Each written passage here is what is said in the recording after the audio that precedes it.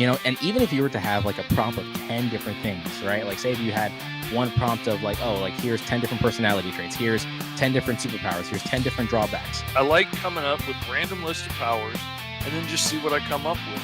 Imagine rolling just those things every single time. It's always going to vary. The possibility of that happening is, again, like a 1 in 10 chance, but it's like, it shows that there's an infinite There's always something else cool right around the corner that we can come up with, because there's no end to the prompts. There's no end to what we can roll up. Now we're going to be officially rolling for superpowers. This is usually the make or break. Roll for Hero! All right. Ayo, and hello, everyone, and welcome to Roll for Hero, a segment of the channel in which we let the dice dictate what on God's green earth we will be drawing for today. It is me, your ever weird and ever loving Uncle E, and of course, with me today is my big bearded, bald headed, beautiful co-star. You know him, you love him, claim to be the world's sexiest man of all time, Mr. Fish. What is up, man? Good to see everybody. Indeed, Dragon Gaming, good to see you, man. Always first in the comments. Bill Treadwell's in the house. Benjamin's in the house. Jordan is here. Dude, good to see you. My dice. Glad One of them to fell have down there. everybody. Sorry, hon. Anyways, hey, howdy, hey, how we doing, everybody? Super excited for today's episode. So we're not going to be working on the mini comic as of today, just because this is a Wednesday public episode. And on top of that, we're just going to go in rolling up a brand new character, utilizing the brand new prompts for the brand new edition of the Roll for Hero Handbook that many of you have supported on the Roll for Hero Kickstarter, which for anyone who has partaken in that, thank you guys so much for chipping in all the money needed and necessary to get this book up and on the go. I am super excited to see where this goes. Again, can't wait to see the awesome characters, the new, ideas that are going to be flowing out. Again, if you're following along, roll along with us, drawing out your character, make sure to utilize the hashtag roll for hero. That's literally hashtag exactly how it's spelled right up there. ROLL, the number 4, and HERO. I'm super excited for it today. But outside of that, Mr. Fish, how's life treating you? How has life been lifing on your side of things? It's been doing all right. I went to go see my dad in Oklahoma, as you know, because I streamed from there on the last episode. And we had a good visit. Just got home late yesterday, and I'm up and at 'em. Didn't sleep much last night, so I've been up since like 2 in the morning. So if I get a little delirious, you'll have to excuse me. But like you said, this time we are focusing on the handbook, and I spent most of the night since 2 o'clock this morning doing all of the powers and stuff and getting everything listed up and getting the things that I hadn't broken up yet into this new pattern. What is up, Rick? Man, good to see you. Breaking it up into the new pattern for the new handbook, the new version of the handbook that'll be going out to all the backers, where we will be using less six-sided dice, and we'll be breaking it up into categories and then rolling in that category, or sometimes category, subcategory, and then rolling for that. But it'll make it a lot easier to get it more random and not end up with most of our rolls ending up in the center of the group, the way Dadpole pointed out. And again, I'm very grateful. That's part of why I love the fact that we got to play test this with everybody for so long and give everybody a chance to play it. All of our regular fans that watch Roll for Hero every Wednesday, you guys are the ones that helped us playtest this and help us find some of the bugs in it, and now we can make it even better, and I am really excited about that. I am ecstatic to see what kind of character we will be rolling up, because again, we have there are some new consequences that I've also kind of chucked out there, but the thing is, those consequences are also more narratively based rather than something that's easy to show. Like, for instance, if like one of them is you are like a calorie burning machine, like you lose weight whenever you use your superpower, so this means that your character has to always constantly like be eating like 90% of the time, like an anime character, or they get hypothermia, or they actually overheat from using too much of their powers, something along the lines of that. So those are just some of the consequences that are going to be there. Again, we also have new animals on the animal list. We even include cryptids. Oh yeah, dinosaurs and spiders and insects and snakes and all kinds of stuff added into there. We've got genres and eras for the setting so that we can get stuff like superheroes set in prehistoric caveman times, or we could end up with noir detectives of the Wild West, or we could end up with pulp heroes of the far future. Like we could end up with all kinds of wild stuff. Also, Um, real quick before we continue, Benjamin's asking if you can make the roll for all the list, if you don't mind, a little bigger, so then that way we can kind of go from there, and then, that was just easier for. Thank you, Benjamin, for mentioning that. So that way it's going to be a little easier for everyone to tag along and roll up a fun new character. So this is going to be exciting. Actually, funnily enough, my little brother texted me a while back being like, hey, how do I get the handbook? And I'm like, you're going to have to go to the Kickstarter and we'll go from there. And he's like, oh, okay. I'm like, who's this for? Because mind you, like my brother, like I'm the only visual artist. Well, I'm the only brother that's the visual artist. I have a sister who's like a living printer. She's that good. But, like in terms of comic art, cartoon stuff, that's more my thing. So when I asked my brother, I'm like, who are you getting this for? Is it like someone from your church? He's like, no, it's for me. I'm like, you threw me a curveball. How dare you? But yeah, I'm super excited. So yeah, listen, we're yapping. I'm glad everyone's popped on over. Fish, do you think it's about time that we grab the dice, grabbed our pens, pencils, or means of creating, and we roll for a hero? I do indeed. So for our genre, we are going to start out with 2d6, and one of them is going to pick the category. Like one or two is genre A, 3 or 4 is genre B. So the first one is for that, and then the second number will be which one in that category we get. So I got 5, 4. So I got what'd you get? 2 6s. 2 6s. Okay, so that puts you at 6 6. That makes you a soldier at war is your genre.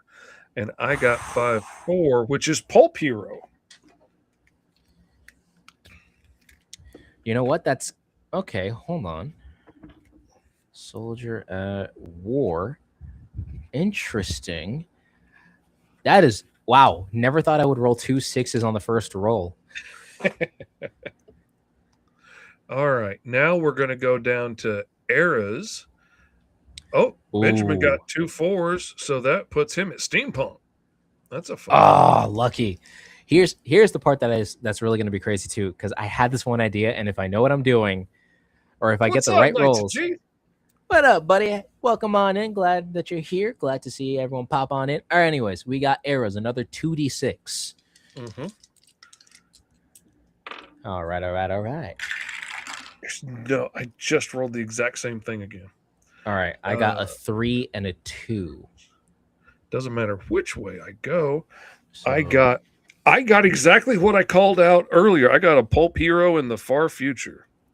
I got soldiers at war in an ancient Far East samurai. Oh, so this is like Nick Fury and the Howling Commandos as samurai or something, dude. That could be an epic story right there. Ancient. Okay, can we please work with me today? Ancient Far East / samurai. Oh, that's perfect. Just today, I had this really awesome idea, but I'm gonna hold off that idea, while we're drawing, just so that I don't, like yip and yak, because right now we're in the fun rolling process here. All right, already, and mind you, just off of this alone, we're already creating the world that they're set in. Think about that. What other handbook out there is going to help you create the world that your stories is going to be set in? Steampunk knights and Vikings like Benjamin's got over here. Come on. That's not fair, and for Benjamin. Lauren at Knights of G, just so you know what's going on, we are rolling on the revised tables that are going to be in the new handbook. They're not all prettied up yet, but this is the new tables that we're rolling on. And so everything but the modifiers. I didn't have the modifiers put together yet, but I think, it's got almost everything. They are on this list. The list of modifiers are here. It's just the fact that they're going to be a little. It's going to be a little different.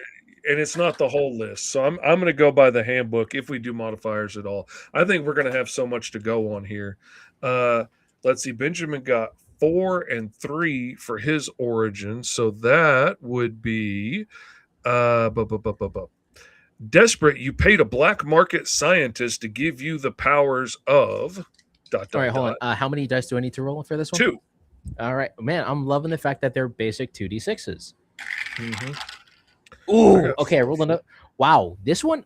Okay, if we had to give this episode a title, we have to call it Double Trouble because right now I rolled 2 6s and now I rolled 2 4s, I meaning did too. former sidekick. Your mentor taught you to use your. We got the same origin. All right. And Wait, a mentor taught me how. Not hate. which taught you your power set, which now we're going to roll for. So 2d6 for our power set. Wow. I'm loving this, guys. 6, 3. Lord is my witness. God did you himself. 2 4s again. All right, let's see. You got 2 major powers, 1 minor power, and 1 skill. Wait, so 2 major, 2 minor? 2 major, 1 minor, and 1 skill. Jesus. And I Loves me got so much. Not kills. 6, 3, skills. which means I re-roll for my power set and add 1 major of my choice. So for you, Benjamin, you got 6 and 3. You got reroll for power set and add 1 major power of your choice.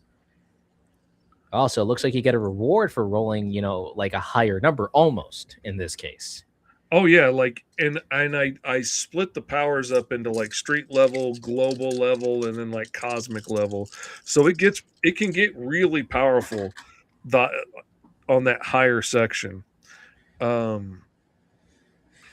see. Reminds me of the movie Samurai, says Dragon Gaming. I mean, who knows? I did have this idea earlier this morning, but I'm not, like I said, I'm holding it off until we get to the actual drawing portion just so that I can actually talk about it because it almost feels like it's fitting into this topic. Now I got 1 and 2 or 12, because if it's 1 and 2, you have 2 skills and 2 skills, 1 minor power. Yeah, that would be 1 and 2, or 1 and 1 would be 3 skills. This is crazy. Plus whatever major power you picked, because you got that one like I did. Honestly, Bill, I agree. I am also loving this new table setup. It's a little more complex, but it's going to take a little bit more instruction in the book. But it takes away that problem of rolling like 66 and ending up in that middle section all the time. Yeah. Okay. So 1 and 2. So yeah, that is 2 skills and 1 minor power, plus whatever you got from the first roll, which was, I think, a major power of your choice. So let's see. Skills. So I got skills. All right, roll 2. I got mad skills. All right. I got a 5 and a 3. So the first one is going to be on the 5th table. 5th table, trades, and a 3, pilot. You can fly and perform general maintenance on most airplanes or helicopters. Yeah, absolutely, Ben. Anybody else got skills? Who's got skills? Fly and perform general maintenance. 1 and 5 for the first skill, which is runner. You have the speed of a competitive sprinter. Great for short bursts of speeds with amazing endurance and long, lean, strong muscles. All right, what do we got? So those are just for the skills. That's really. Here's the thing. He's got a couple of skills, so I'm gonna give him a second. Oh yeah, for sure. And while we got Ben rolling over here, this is also a really unique thing as well about the fact that we have more lists and more rules in a weird way, that you're really going to love the character. Like, you're going to love the character you're going to then come up with because of how much time you're actually putting into rolling up the stats, rolling up like how many powers, how this world functions. Like, mind you, already the fact that the character basically fights in the Far East, happens to be, a soldier at war, is a sidekick, and happens to have all these crazy powers is really interesting. So I can't wait to see like how this character ends up looking like in later down the road, or like how the story for this character would develop. It's like we're getting to learn more about the character through every different role, and I think it's like the more time you spend on a character, Okay, the more hold on. I you're gotta gonna catch like you it. up. Benjamin, you got a stunt driver. You are a skilled driver able to win races and perform impressive stunts and tricks and evade followers. In a steampunk world, that is way too fitting. Oh man. Oh dude. That could be so epic with like a steam powered carriage and you're popping off on two wheels and ramping off of things and like doing drifts and stuff in it. That could be epic, man. The first of his kind, steampunk motor crosser or something like that. Basically, to generalize, what I'm trying to say is because we have more lists and more, intricate detailing, you're going to love the character little by little because you're getting to see almost the brick by brick layering of it, or like getting to choose the different colors of paint that you're going to be working with. So, did you have any more skills, Benjamin, or was that it? Benjamin Caderos. So yeah, that's more or less. Steampunk world, ancient and times. This is true. That is your setting. Do you happen to have any other skills though? I know that the y'all's comments tend to kick in like a little later than we intend. That's like I guess but the yeah, I only mean issue. it could be like a steampunk horse or something that you're riding, or it could be or you could always change it to something else if you want. Oh my gosh, imagine like a steam powered mechanical horse like motorcycle. That'll be insane. If we did 4-5 and we switched those numbers, you would be a scientist on the cutting edge of modern science that can quickly decipher and understand complex concepts and devices. Now, a Viking or scientist knight in a steampunk world could be really cool too. I'm sorry, that is basically just a Kamen Rider. Because again, Kamen Rider is the OG series from like the 70s. The main character was a brilliant scientist and was an actual motocross racer, like was an actual motorcycle racer. I'm telling you, man. I mean, it's there. It's there. Steampunk horse would be epic, man. All right. Kyron, welcome on it. How you doing? What is up, Kyron? I hope you don't get yourself banned. I hope you don't get me banned, more importantly. Now we're gonna roll up minor powers. I've got 3, so I got 2. Since I have 3, I'm gonna try rolling 66 and then just go through them and put them together. All right. 3, 2. So basically, for every like minor power, I would say, what's it called? Wait, are we doing major or minor? Because I didn't do minor. We're doing minors. Okay, so I only changed it and put it in what made more sense to me: skills, minor, and then major. Gotcha. So I got a 3 and a 2, which would mean resistance to extreme cold. That is what I got too. That's my first one. This is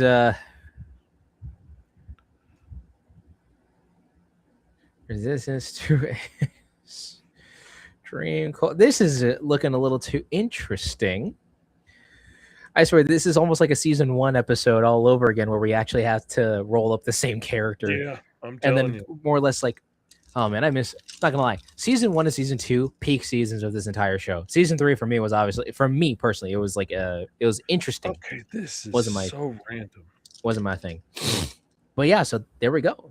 Benjamin said he got 2 6s, meaning that you have a spectral armor that you can focus a mystical energies into a glowing suit of armor. Brother, you just rolled up a Viking / knight variation of a Kamen Rider. How? Yeah. Am I jealous? Absolutely. 100%. Dragon Gaming says the cold-blooded brothers, if we were set in the same world, because Mr. Fish is in a classic pulp-style superhero world, and I'm in the far future, mind you. That's true. And then for me, I'm in an ancient Far East samurai adjacent world, and my character happens to be a soldier. So you didn't get 6-7 because you can't get 7 on 6-sided dice, Kyron. Being all silly. Kyron, Kyron, my man, listen. You silly As goose. a Gen Zer, I despise that meme more than anyone else. That meme, honey, I love you. No. Is that the one you're talking about? Yes. How dare you? I. You know what? You know what? You know what, honey? I'm not gonna cuddle with you on the couch. Uh-oh. Uh-oh. High wife's been cut off from the cuddle train. Exactly. And she thinks that because I'm gonna probably shut down the Crunchyroll on the TV, so you ain't watching jack. Okay, we're going on to major powers while they have a spat. Now, for major powers, we are rolling 2d6 for the category. So the category is going to be number 2 through 12. And so we roll 2d6 for that, and then 1 for the power inside of that. Exactly, Kyron. No cuddles for her, but she doesn't view that as a threat. I need to figure out what will. You know what? I'll go to Books a Million without you.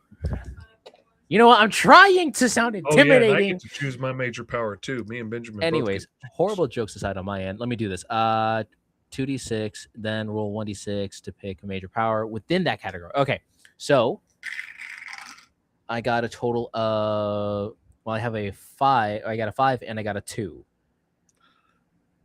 Or wait, is the first roll to pick you like roll the 2d6 to get the category because there's 11 categories. Okay, so in this case, I have what's it called? I have 7. So what's it called? 5 plus 2. What's that called again? He got a 7. Animal abilities. So then you roll 1d6 to see which one of those you get. Okay. I got a numero 4. Which is animal abilities. Choose an animal or roll on the animal table. And then you will get those type of animal abilities. Maybe it'll be cool. Maybe it'll be lame. Only time will tell. I want to see. Yes, I rolled for my power because I wasn't paying attention. I forgot that I got to choose it. So I want to see what I rolled up. I rolled up an 8-2, which is telepathy. That's not bad. And also to answer Benjamin's question, because he goes like, still don't get the meaning of first 6 and 7. Honestly, the meme doesn't really mean anything, but it also comes from like a rap song, and some kid ended up just doing the dumb hand motion, and there you go. We got everything. I'm just going to run down them real quick. Bulletproof skin, super strength, super speed, flight, super intelligence, super fast reflexes. Energy blast eyes, energy blast hands, chest, mind, full body blast, and energy blast flight, which is sort of like Human Torch, where you're like blowing out enough energy, but you can direct it in one direction to throw yourself through the sky. Elemental control, fire, ice, water, sand, and earth. I also need to roll light. So what's it called? I also need to roll up one more list because I got 2 major powers. So all right, let me do that real quick. We got control electricity, control radiation, cosmic energy, gravity, electromagnetic spectrum, the weather. What'd you get for your category? I got 8 again. I rolled 2 4s again. Psionics. All right. Ooh. Powers of the mind. Roll 1 more d6 to find out what you get. All right.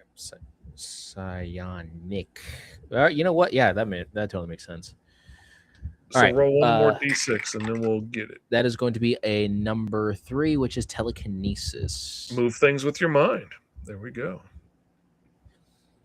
Would you look at that? So I got this is a really weird character.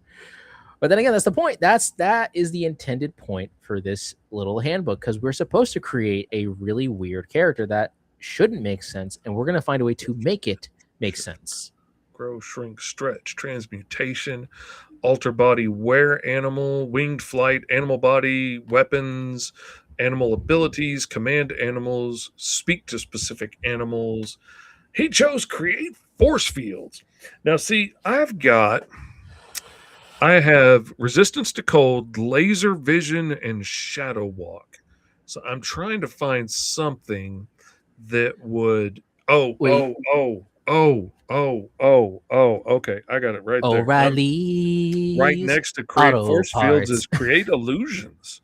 I'm going to take that. Ben seems to be rolling 2d6 or a d6 for major prize. Ah, there we go.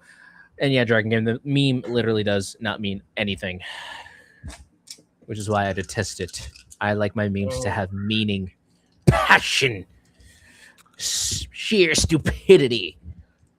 Something that'll make me chuckle while I suffer at work. We didn't need an ancient weapon, do we? You didn't get an ancient weapon. I did not get any variation of ancient weapons, no. Alrighty. So but that's the bright side about the new Roll for Hero Handbook list. We actually have weapons that you can roll up for your character to wield. Bladed weapons, blunt weapons, entanglement weapons, distant weapons, unique ones like Morning Star and Trident, and enchanted weapons like energy weapons, magical, cursed, blessed, alien. And then we got the animal table, which is something I need to roll on. We are going to roll 3d6 on this one. The first one gives us a group. The second one gives us a category in that group. And the third gives us which one out of that category. All right. So we got, oh, please. All right. 4, 4, 4. Here we go. Okay. So I got 2, 5, and 4. All right. So you got 2 is group A. 5 is snakes. And what'd you get? 4? A python. A python, indeed.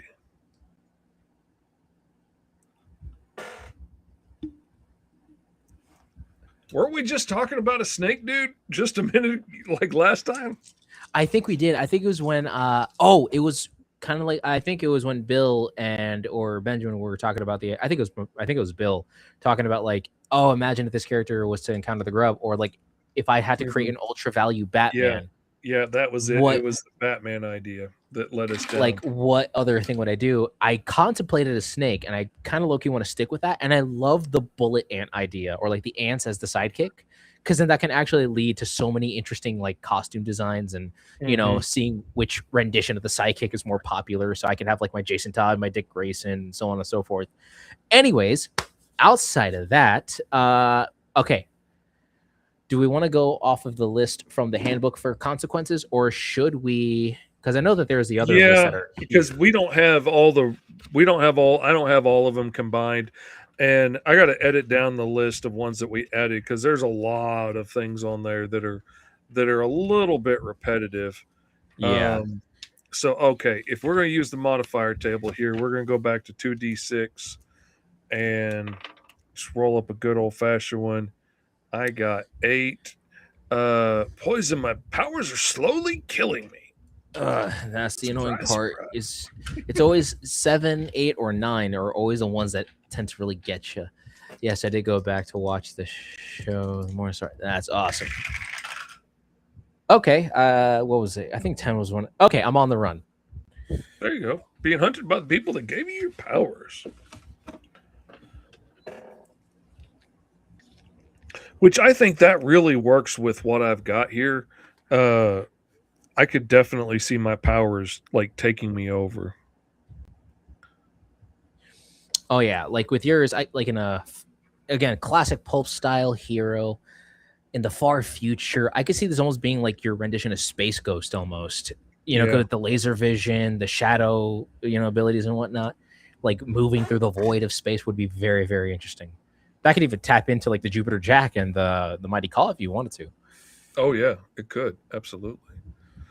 All right. So we got a lot more, like things from this list here, and now we have to. And there's so many more things that we've powers and animals and things that we've added, and the breaking it up into categories made it a lot easier to make it more random.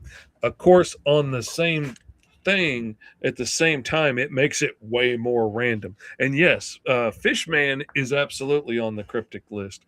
I didn't know how else to put it, but there's like I wanted to have the regular, like movie style monsters on there as well, and so there is like Fishman on there and a homunculus on there for Frankenstein, because we all know if it doesn't come from the actual Frankenstein then it's just a sparkling homunculus. There we go. All right. So a soldier at war from the Far East region who's his former sidekick to a mentor that taught me how to use my Python abilities and my telekinesis. Hmm. So like I'm thinking like, oh god, like the silver python and his, or like what would the sidekick name be for that? And now you're grown up and he's gone, and now it's you out there doing your thing. Oh, I didn't have the alignment and stuff on this chart, but that's okay. We can have What? fun with what we got. I forgot about that. I did not Give get me a that quick part sec. ready. Strawberry Bowl Man also on the cryptic list. Needs to be. All right. Pulp Hero.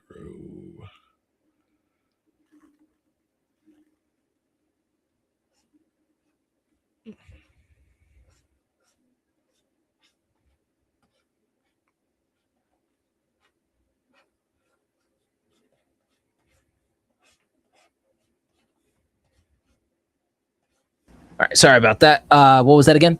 Also, like the sidekick being okay. How do we go about this? Unfortunately, Bill, Strawberry Bowl Man is not on the cryptic list. Yeah. It's an unfortunate reality, but a reality nonetheless. Alrighty. Let's see. Where's my list? There it is. There's the ones that. Nope, you're not. That's the one. Or nope, wrong one. Where are you at? There we go. Careful, my wife.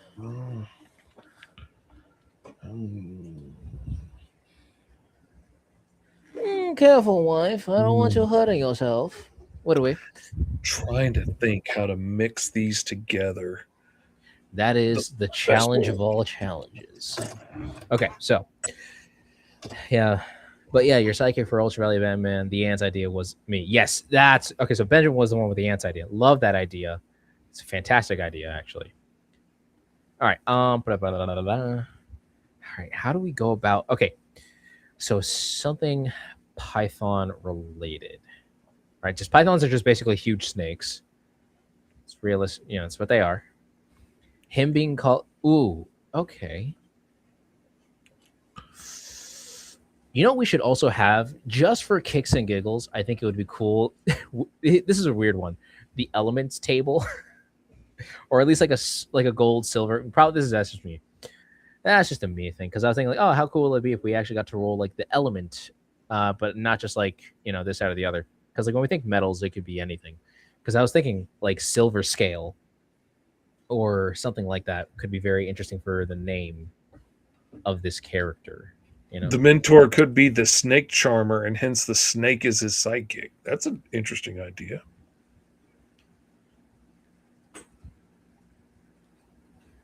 Oh, okay. Depending on the mythology, or depending on how some people interpret it from mythology, he is known as the Python, but the my character is known as the Python,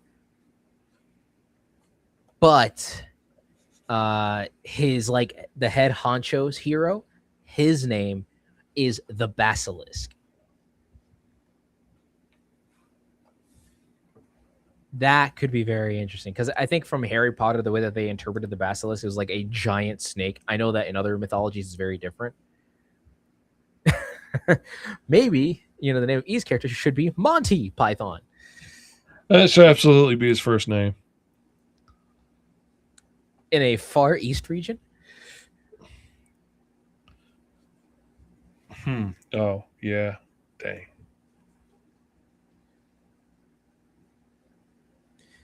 God. Oh man, but like a python. I forgot about it being a samurai or something in that area, but like a python themed monk warrior or samurai warrior or something could be really awesome. Oh, because okay, now I'm like conflicted whether or not I should go the more samurai or the monk route. You know what? I haven't drawn samurais in a very, very long time. I feel like I've drawn a lot of kung fu martial artist fighters, on the Mhm. show. I have not, however, drawn many samurais, and I actually remembered drawing this one titular samurai that was actually based on the like real life character of the black samurai, the first African samurai to make his way, out of slavery, go to feudal Japan, served under, particular higher up at the time, and then he ended up like once he was done, he ended up going back to slavery.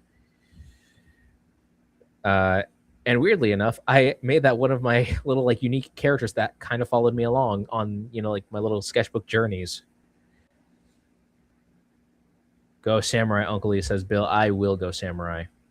Go samurai. Pew, pew, pew, pew.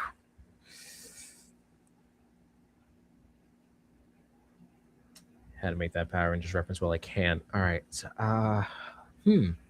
okay, but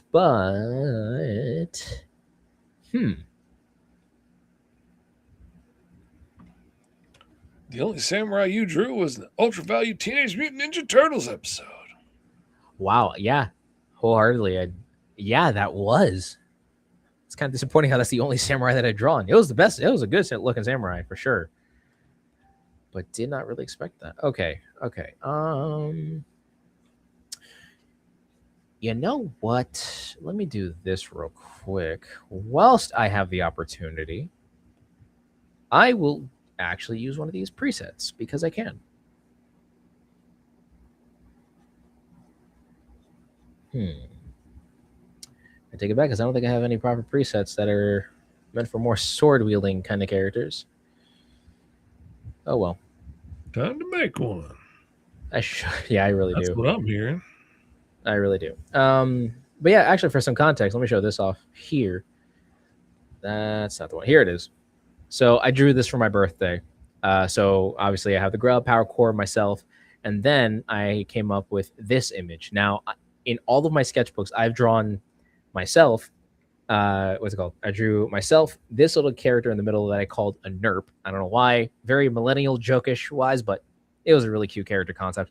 And then this samurai ghost right over here. And I would always draw us going on these really crazy and weird little adventures through space and time.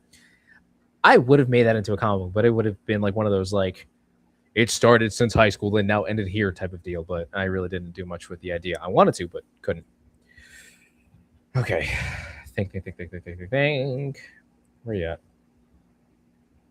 Python. What's a color? Because I think like a color plus Python would work.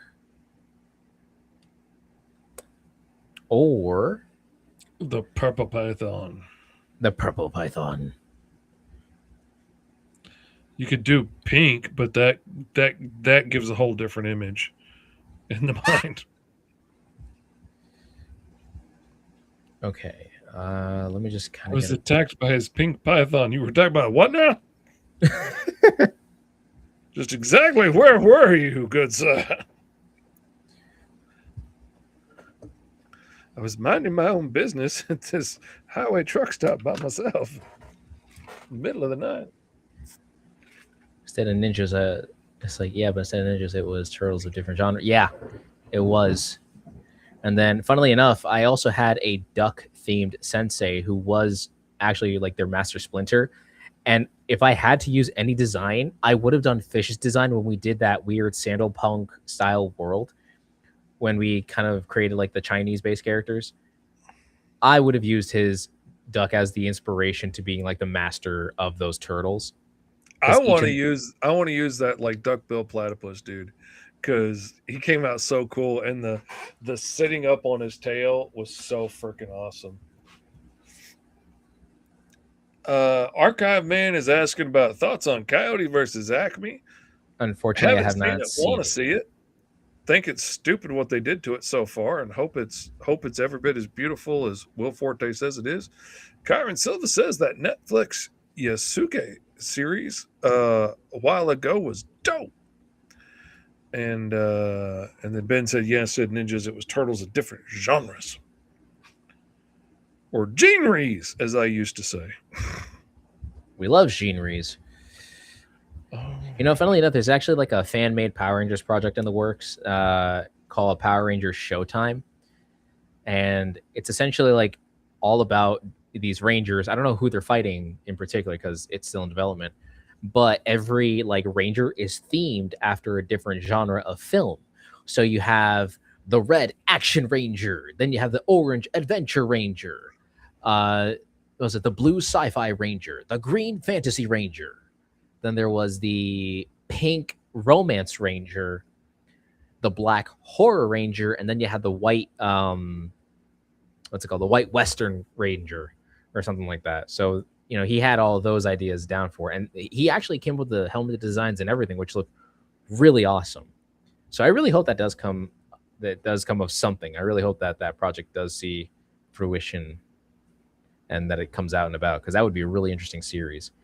Because there is still themes that Power Rangers has not fully like touched on in most cases. Like they primarily do either vehicles, animals, or like something else out there.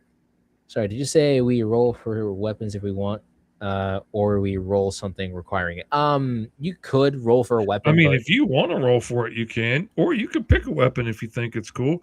But there's also places on there where you would roll for an ancient weapon, or like, you know, your powers come from an ancient weapon that you got, or something like that. There's several places where you would have to roll for a weapon, and okay, you see, just like there's several things that I will make you could roll go- for an element or an animal.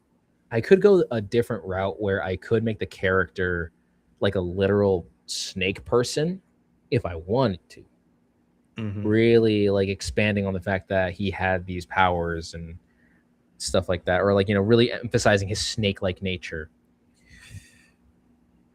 That could be interesting, but that would be much to draw. So right now I'm just going to do a simple samurai aesthetic.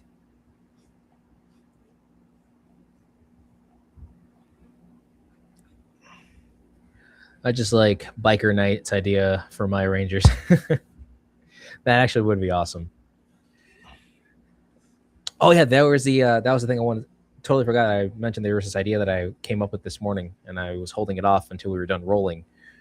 And the idea was, like, again, touching on like the idea outside of superheroes in the public domain, I would have wanted to do something with like the princesses and like, you know, those kinds of stories from like fairy tales, folklores, and whatever, and kind of create a war, like a fantasy epic where you actually follow like Cinderella, Mulan, Snow White, you know, all the typical princesses, if you will.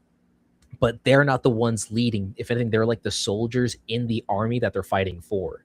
So like imagine Cinderella being, you know, part of the glass-made Fey realm kingdom, and they're trying to currently fight off, you know, the Arabian Empire from, you know, like Princess Jasmine or something like that. And then we kind of see it from like the perspective of like some of the princesses that went from like rags to riches being like the part of the war effort, if you will. That could be a really, really interesting story idea. Yeah, that could. All right. All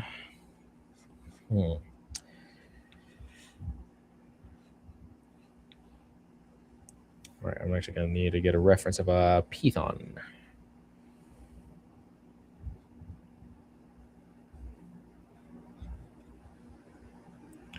Someone did Disney Princess's Fantasy Adventure series a couple of years ago. It says Little Guy in Silver, California.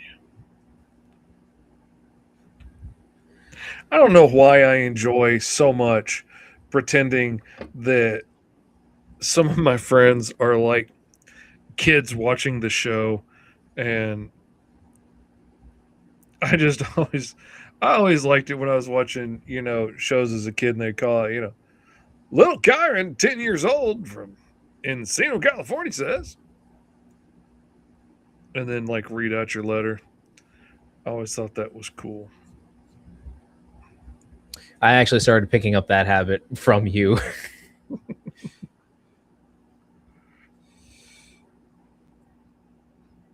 Dear I Lord. usually stick to my friends when I do that because I don't want to insult anybody I don't know as well. But I could mess with Kyron because he's my buddy. Speaking of folklore,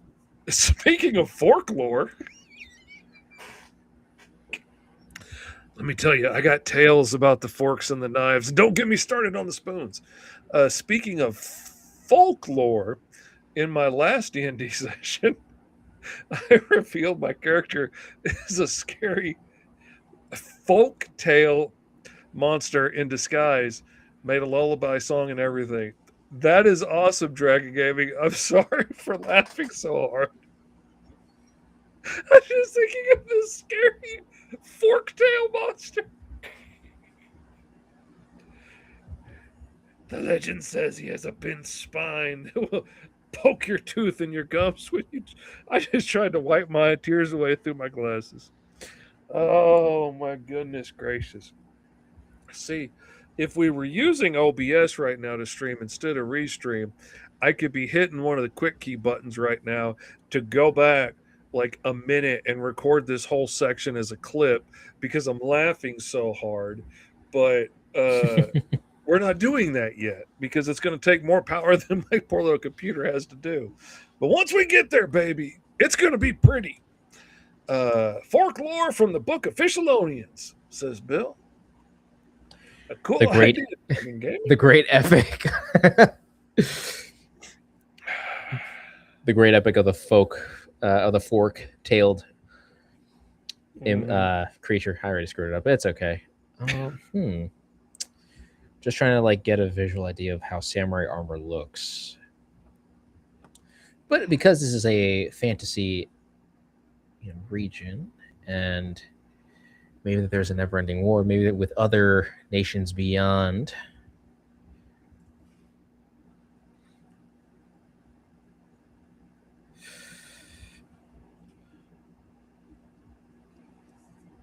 There we go. You know, when we do pulp hero stuff, we always tend to make them look very throwback-ish in their clothes, you know, like have a very like 40s, 50s kind of vibe. So I was thinking if we're talking far future, what would that be?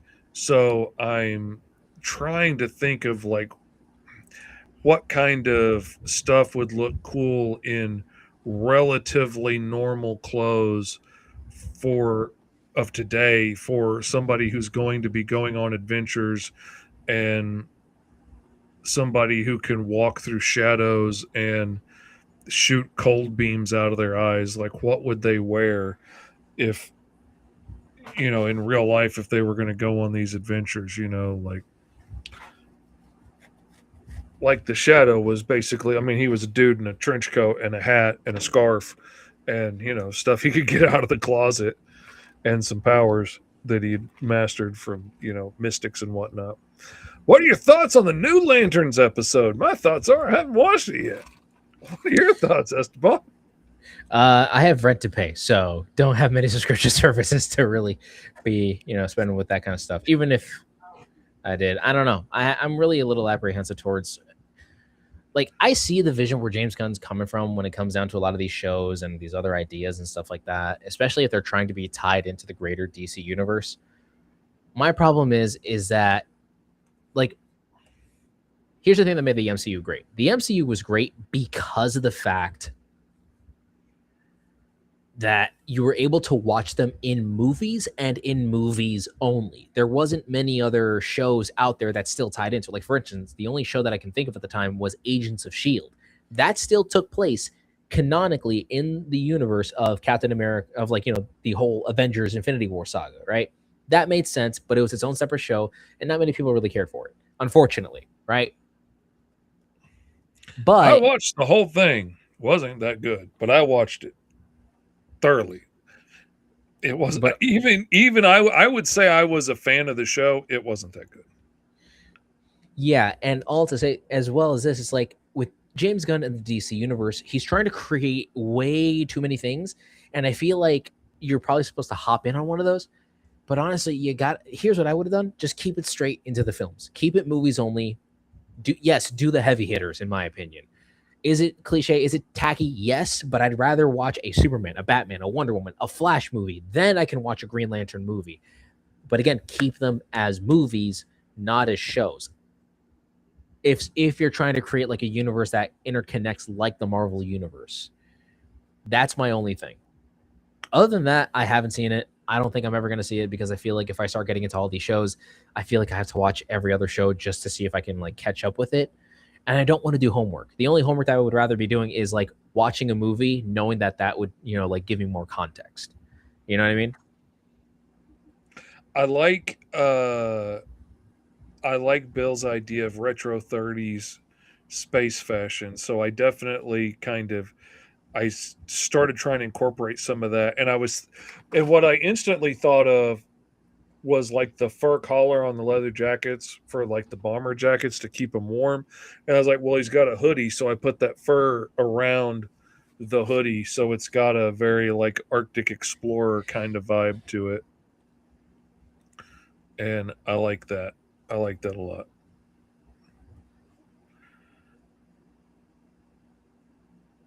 I should go puffier on the jacket too. That's what I ought to do right there.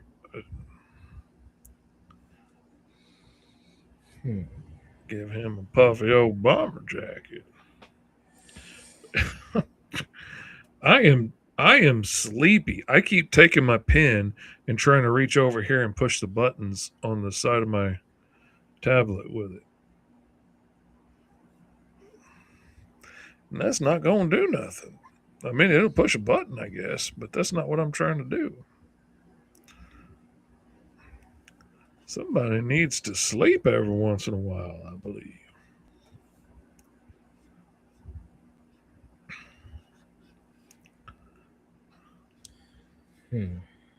This is definitely an I like interesting that a lot more. That's a lot cooler.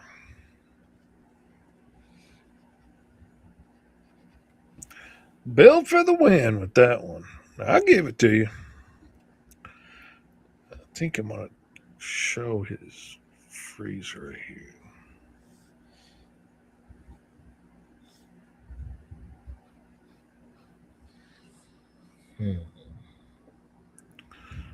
I don't know that a freeze array would really have icicles hanging off of it, but it makes it read as freeze ray to me. So that's what we're doing. Then I can definitely see it being like a snake biting. It's okay.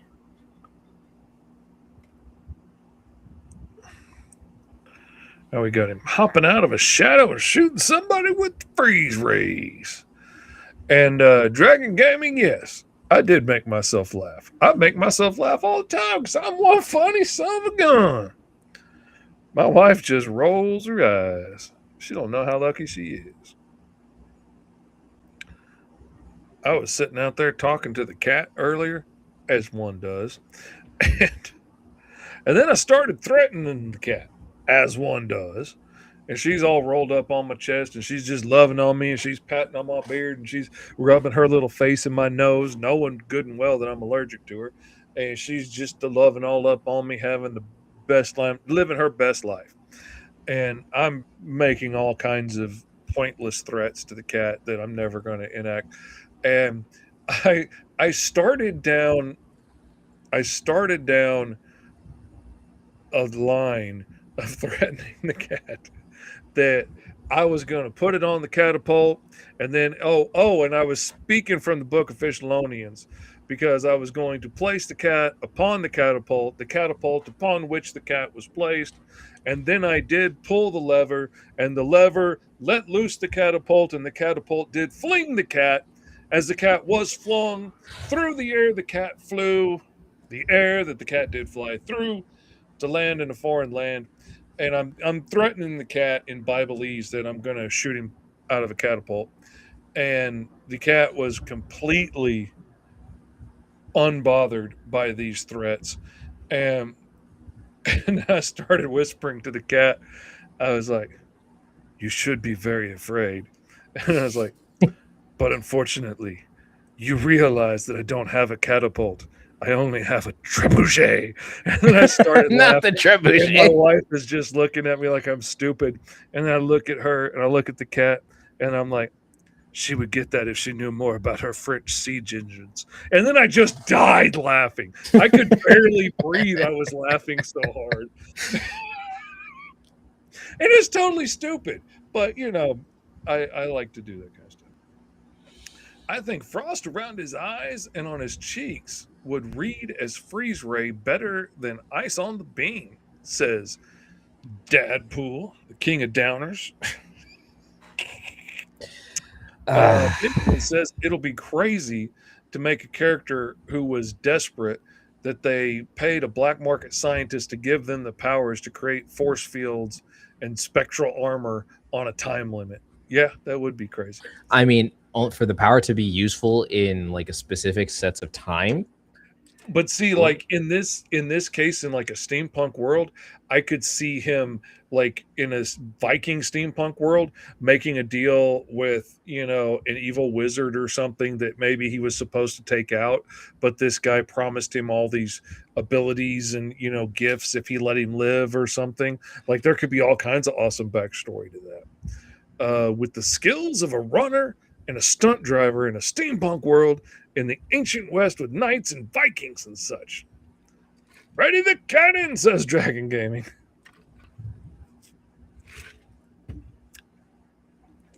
The whole time, Deadpool just sits back and laughs. You know what I'm thinking? What are you thinking? I'm thinking like maybe we can see his breath. And that can help read as cold. Because I don't really want to like cover his cheeks with ice and stuff. Like I don't want him covering his whole face with ice because that's gonna stink long term. But that'll show that he's got the cold vibes going on. And we'll have the breath fade off into the shadow as well. I'm thinking the dark realm has to be a very cold place. Okay, let's go to the inks and let's flip our page. And hopefully any mistakes we made will jump out at us. Booger booger. I think this is as good as I'm going to get for now. Just for now. Because I was trying to make it look like, okay, that actually kind of works. So I'm going with the classic samurai armor, but I decided, show off like, their so the chest armor is supposed to look like the belly of the snake, and then it kind of lingers down towards the, I don't know what you call it, the armored skirt for samurai armor. Mm-hmm. So for that, like the front section is supposed to look like the end of the tail going down. Like again, that's the intention here. Yeah, because samurai armor is definitely something interesting to draw. I don't mind drawing. It's just I feel like I could have gone a different direction with this, but I'm not going to go as far as to redrawing it because I'm already this far in. I have committed to the bit, and the bit I shall commit to. And the bit was committed. And we saw that it was good. In the Book of Fishalonians, chapter 9, verse 2. And so the bit has been committed by the strange disciple of the uncle of ease. For he does not bring such ease to those, and yet somehow he does. And it was good. Amen. There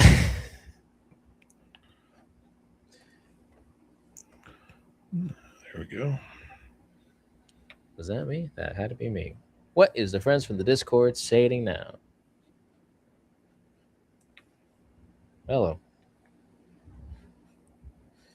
Oh no, my cellular device is on the verge of death. Oh well. Oh. Stony Williams, what's up, Mr. Lee? Been a hot minute since I caught you live. Hope you're doing well. I am indeed. Stony Williams. I am indeed. You know what? I'm gonna add a cape because I think it'll be cool for this guy. Benjamin Are says, they- yeah, I was thinking of making the world a bit more into the fantasy bit. Yeah, I think that'd be a good idea. And then that just leads to all kinds of cool things like what would necromancers be like in a steampunk world?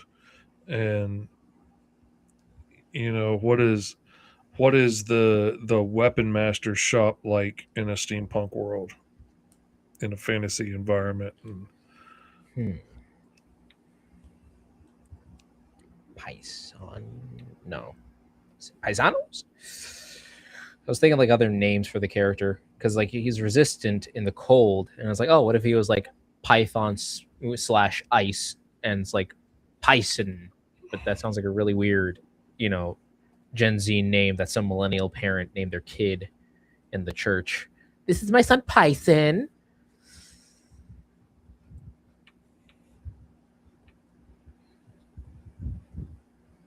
And we love him for that. Image using the Roll for Hero Handbook to make a team of multiverse traversing heroes, but also make villains for that team. Now you see, now you're thinking. Now you're using that noggin of yours. There, Benjamin. I mean, you've always been using the noggin. We've seen the amount of characters you produce in a day. that's more than just a hat rack, my friend. Yes, indeed. I really don't know what this guy's all about, but we're going to go for it. I ain't sure, boss, but I got to trust your judgment on this.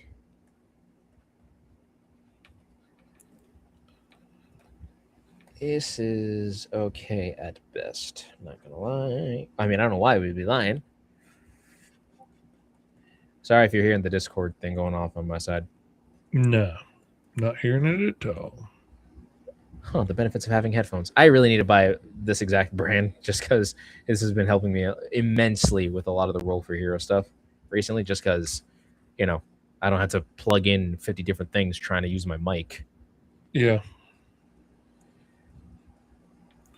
I like the hands-freeness of having this mic here in front of me, but I dislike having something else in the way for me to like bump when I'm moving around, and I'm always afraid of like how much noise am I making when I bump into it. Like I was watching little Karen Silver's live the other day on the old Dickety Talks, and his mic, his webcam that he was using the mic on was connected to one of these spring boom arm things that was connected to the drawing table that he was drawing on. And anytime the paper or the comic or whatever he was drawing on hit that little metal bar at the bottom of his drawing table so your drawings don't slide off, you would hear a twang like somebody was hitting the springs on that arm. Yeah, that's actually the vibration was going through. That's actually the exact situation that I got going on with my mic. Just because I remember, I think there might be a few videos where you hear it accidentally, hitting the countertop, and I'm like, crap. But the take was too good, and I didn't want to have to redo it. Mm-hmm. Little do people know, making a YouTube video requires you to actually have a specific amount of energy to it. Oh man. Which is probably one of the reasons why it's definitely laziness, and I really can't be excusing, my lazy habits, because I don't want to have to try to ramp myself up being like, hey yo and hello, how you doing? Like, because again, the whole point of YouTube videos is that you're supposed to be engaging, you're supposed to grab the attention. It's all about snagging the attention as best as you can. So if I can grab your attention for 5 or 10 minutes, that'll be the key essentially to really making sure that it goes through. It's a lot, really having It is a lot. It's a lot of energy that's put into it. If I could be like super chill and just be like, hey, how you doing? It'd be great, but you're not really going to want the chill. It doesn't give the dopamine hit as much. You have to be a little uppity and on the go, Yeah. It is a lot of effort, and YouTube in particularly is a lot of effort because they really want that long form content and they want high production value and stuff to get people to stick around because people are used to watching channels on there that are, competing with TV channels for the quality of stuff, work that they're putting out and their lighting and all that stuff. It's not as conducive to easy live stuff. Like our lives get lots of attention and have lots of people in the comments and stuff, but it's barely making an impact really as far as what YouTube cares about.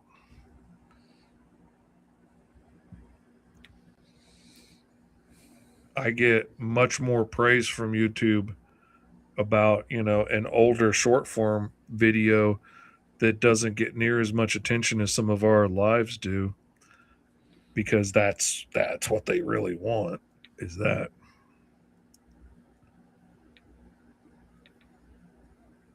I'm really liking this jacket. Let's see. Mr. E might want to look up snakes in Japanese culture. Might inspire him for this character. So True, that 'cause is I a totally. different take on steampunk, Benjamin, he says. I mean, for me, I definitely forgot the fact that he is also a pilot. Oh, yeah. So, So what does he fly in ancient Japan? Is it a hot air balloon? Is it a glider? Is it...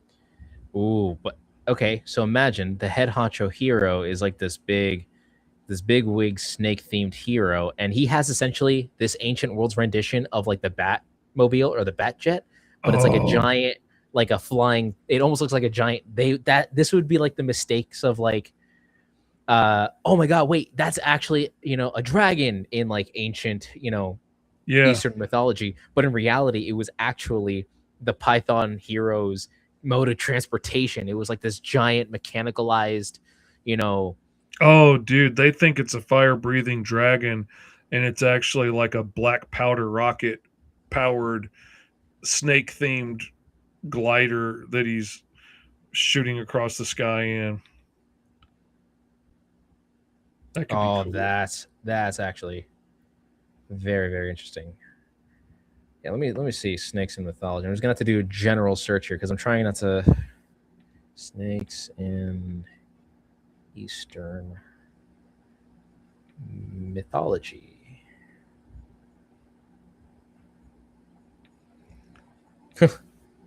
Wasn't expecting to see a woman's head on a snake body. Don't you just love yokai Man, from Japan? I tell you what, as far as like cryptids and stuff go, they get, in my opinion, they get the most creative and stuff with some of their yokai and stuff and tortured souls going around that are floating heads with spider legs and whatnot, and women that come apart and eat you and all kinds of crazy stuff. All right, so We just be doing like man-sized apes and stuff over here, and thinking that there's the in between of human and animal. How weird, am I right? they be going all extra over there. But then again, it's also like their way that they interpret the world. It's also interesting too because different cultures interpret the world in a very, very different way. So that's just something we have to take into consideration. That's something that's very interesting about other cultures and how they perceive things. Yeah. Let me see. Just trying to. I do like the padded look of the shoulder armor.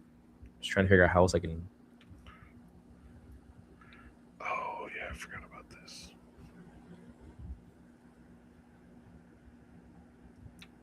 Okay, this could also be a special type of design of a gi.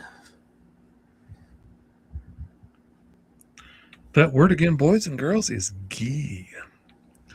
That is your word of the day.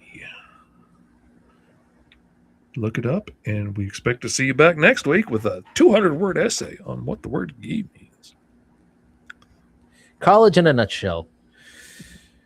Especially Just had a those. plan that could work with the time limit on powers and steampunk horse for the character. And my character's steampunk horse can absorb their powers and use it to extend the time limit. Oh, that's cool. But then also, like, if we're talking steam powered, everything's going to have a time limit because you can only like have so much fuel and so much water and steam and stuff. So like that kind of builds in a time limit of its own if you want to have something that grounded in a steampunk fantasy world. You know, maybe you want to go a different route with it. That's okay. It's your world. You can do what you want with it. You know, will be really interesting for, I guess, my character here. I guess thematically, it would be interesting if we saw like other. So there's this post that someone made of like, oh, canonically in Earth's actual history, samurais, cowboys, and pirates were basically And knights. and All at knights the same time. Yeah. all existed during the same time frame from like 17 so like 16 to the 1800s. They were a very prominent thing throughout the world. So canonically you could have a pirate, a cowboy, a samurai, and a knight. Oh, did I say knight already? Pirate, cowboy, samurai, knight work together as like a team. So what if this was like the samurai and then like the other one's the cowboy, like this one's a snake themed samurai mechanic. All right, let me see. That could be really cool. That idea has been stuck in my imagination since I first read that concept, and now it's got me like looking at lots of things like, what happened at the same time as this, that, and the other, because we don't think about like Sherlock Holmes and Victorian England kind of stuff happening at the same time that cowboys happened, and all that stuff. Okay, financial issues been averted, says Dragon Gaming. Stony Williams asked, do we all have to look at the camera and scream every time someone says the word "gee"? Yes, we do. Ah! Mr. E, that idea sounds similar to the dimension of shattered time in Pop Cross's Mytho-Lethal Pantheon Reapers. I have not caught up with his series on that one as of recent, just because how dare you? I don't even know who we're talking about, but how dare you, good sir? I said good day. I said good day, sir. I'm going to turn you off. Oh, no. I would totally turn you off as a joke, but I would if I didn't announce it first. I know you would freak out. Like, oh no, what did I do? I messed something up. My computer died. I didn't want to scare you like that. Thank you. I didn't need the freak out. On our 5-star feed show, Ryan is constantly turning his camera off when he gets the least bit perturbed about something, and every once in a while, I'll just turn his camera off just to do it. Just because you can. Yeah. I agree, Benjamin. How dare you, Mr. E? How dare you indeed? Well, I've also been catching up with this new series that he's been doing where he's like, let us tell you about, and then he'll talk about like a weird niche movie. Sure. Yeah, we're 100%. 100%. We're all buying that. Fish is just getting a rise out of this one. I'm just loopy. I'm a little on the goofy side because I ain't been getting the sleeps. I miss the sleeps. I like the sleeps. I'm trying to look for something that's not on this computer, so I can't look there. I'm gonna have to go to import vous, s'il vous plaît. See if I can find it over yonder ways.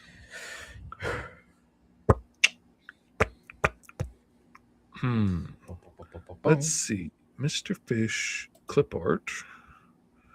Now let's see. Let's look for stone. Oh, of course not. Why would it be? That would be easy. Wii U. Back in my day. Let's see. It is 3:45. We got some time. Though 5-star feed is not going to be on today because Tony is getting his another session on his fancy tattoo that he's getting, and Ryan is sick, and I'm out of it, and I don't have any pop culture stuff to talk about. So we're not going to do it today. So we got time. We don't have to be out of here at a very specific time, but still. Okay. Um, I think I'm this going to is go as ahead and good- create a repeatable pattern. And if you guys at home want to follow along and learn how to do that in Clip Studio, I will show you how to do that. And I think I got two different renders. I got basically stealth suit. This looks like it could be the sidekick stealth suit, and then we have, the more heroic samurai armor kind of vibe. As much as I would have done samurai. Mr. E, that is on his new channel called Let Us Tell Y'all About. Yeah, that's true. That is true, Benjamin. I don't know. I guess just because I'm going to kind of like with some forms of content, I know it's going to require a lot more focus, especially if you're talking like, Mytho Lethal, Multiverse Tales, and all his other cool stories. They still require some variation of attention. You almost have to watch every video in the off chance that there is a joke or some, passing comment that has been made between his characters, talking and whatnot. Unless he's doing like a self-contained story, which I know that's what Mytho Lethal is supposed to be. Interesting to give a steampunk horse spectral armor. Okay, that's interesting. Hey, you should also play with the term play with the name with Mustang or something like that. Spiritual Mustang. And with the whole spectral armor aspect, what if he's conjuring up like the spirit of a war horse that like takes over this automaton form, and now instead of being like a robotic horse that's following along, it actually has the spirit and drive and emotions and abilities of like a real horse in this empowered metal form of pistons and steam. Like actually having silver manning this mechanical horse frame could be awesome. You heard it here, folks. I digress. Let's see here. Four by the 300. I'm gonna do All right. 6.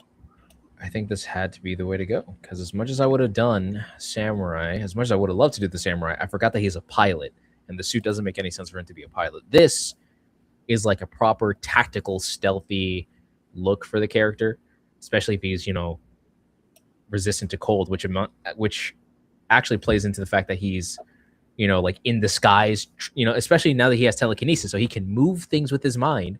Imagine he no longer needs to use black powder, but he can use part of his telekinesis to help move his dragon means of transportation. Or like use rockets to help get it in the air and have some to fire out, but then he can move it with his telekinesis to help catch the wind and glide and stay up. And oh man, that's epic.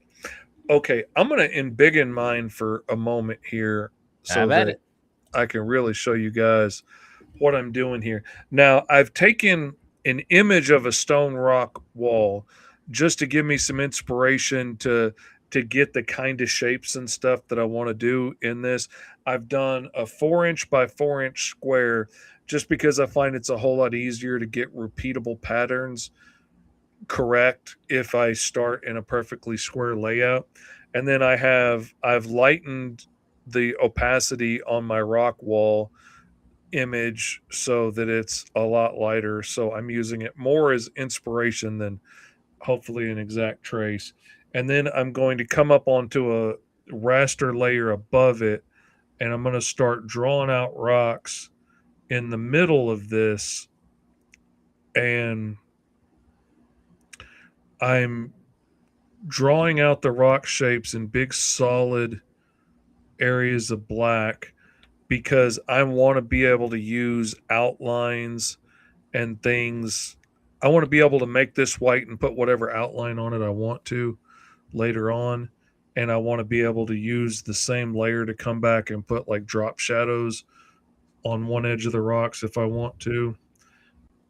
So this is the pattern that I like to do. And I'm going to draw a bunch of rocks in the middle of this. And then I'm going to cut those rocks up and turn it into a repeatable pattern and then fill in between.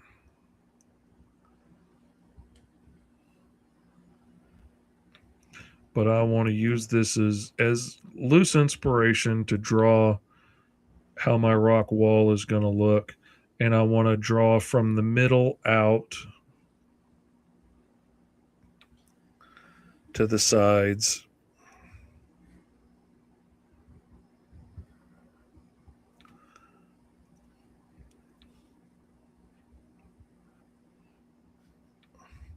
And again, I'm just using this as inspiration. I'm not trying to trace it exactly. I don't want to impede on anybody's trademark on their image. I just want it as a reference. And I'm going to go up a little more. And let's see, let's go one more layer of rocks up just to make sure.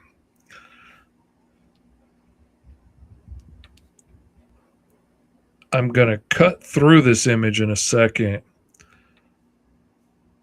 to make my edges of my repeatable pattern for the top and bottom.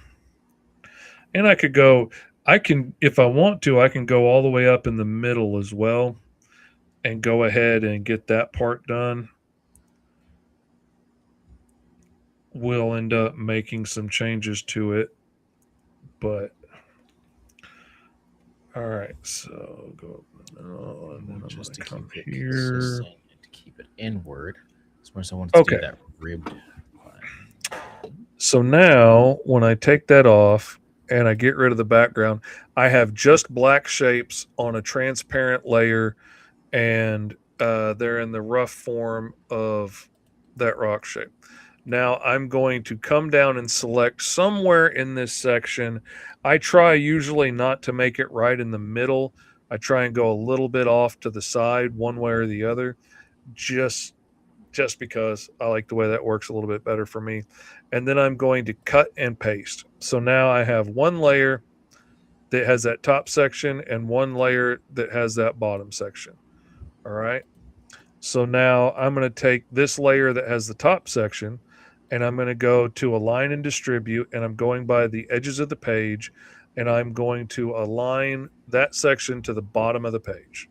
Boom. Then I'm going to grab the other section, and I'm going to align it to the top edge of the page. Boom. That's done. Now I have this weird section in the middle that doesn't quite match up. So now I'm going to go in and I'm going to fix these shapes so that this looks like one continuous pattern here in the middle now that actually works. Like oh, I forgot. I'm going to combine these two layers together into one layer. Now I'm going to come in and I'm going to fix these to look like somebody actually laid the stones to do this on purpose. And let's see here. Cut that one out. We're going to cut that out a little bit. And then we're going to come back in here and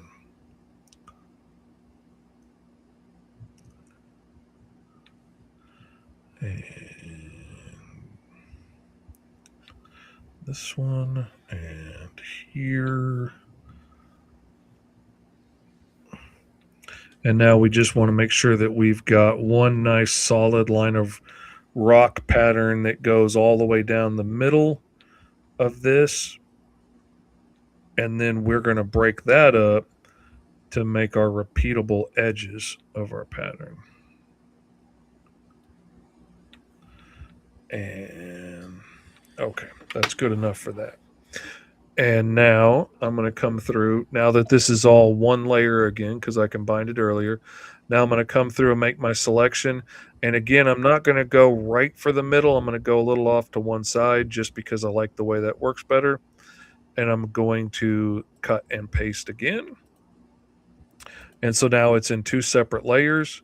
And I'm going to take the left-hand layer and I'm going to align it to the right edge of the page, and I'm going to take the right layer and align it to the left side of the page. And now again, over here, I have a couple of areas that don't quite line up right. Now I make these edges work, and I have a fully repeatable pattern now that I will be able to, whoops, I got to combine the layers. I forgot to do that. I know. You don't think your Uncle Fish ever forgets anything because I'm such a beautiful, beautiful, smart man. But it happens sometimes. Not often, but it does happen sometimes. This is a very educational session, Dragon Gaming. Learning how to create presets and how to find ways to just get your, to get things done effectively when creating comics, because Man, you will use these patterns so much. Man, I've done a series of different like rock wall patterns, stone pavers, bricks, all kinds of things that I use so often. I cannot tell you how often I use them. Now I'm wanting to stop and take a look. I don't want to end up with like a whole bunch of giant rocks together and then a whole bunch of little rocks around the edges. So I'm trying to look like there's a big rock over here, big rock. I can maybe fit one more big rock in here. So I'm going to just do like a big squarish rock. And then I'm going to fill in the rest of the area with small rocks.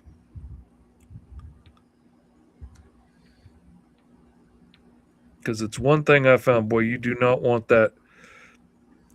You don't want the pattern to come out with some weird repetitive shape in it because you were trying to make it random and you ended up putting a weird pattern in it.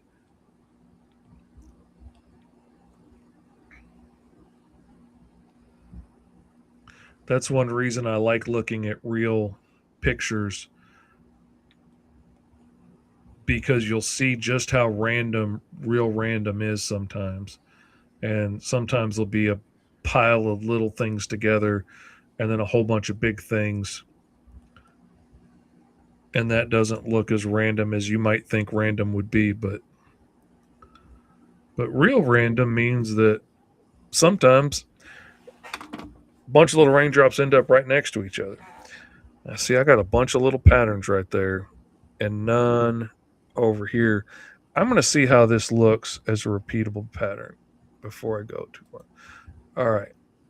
Now I am going to register this image material. I have this put at the top of my page because I use this all the time. But if you haven't customized your board, you'll go to edit and then register material and image. And it will, oh, wait a minute. I forgot. I need to turn this to grayscale or monochrome, because if it's color, it'll only do it in black. If I have it in grayscale or monochrome, it'll use whatever my main color is to paint the pattern.